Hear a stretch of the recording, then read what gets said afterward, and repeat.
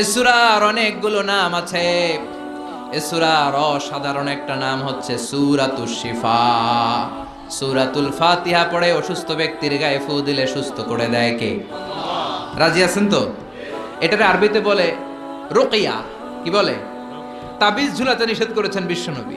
গলায় হাতে পায়ে তাবিজ আছে না নাই? এক ছেলের দেখলাম গলায় 3টা, হাতে 2টা, পায়ে 4টা, কোমরে আবার বাঁধে, ওটার কয় কাই তন। কি কয়? তো ছেলে সুস্থ থাকবে কেমনে? এগুলার ওজনে আর ভারেই তো সে অসুস্থ হয়ে যাওয়ার কথা।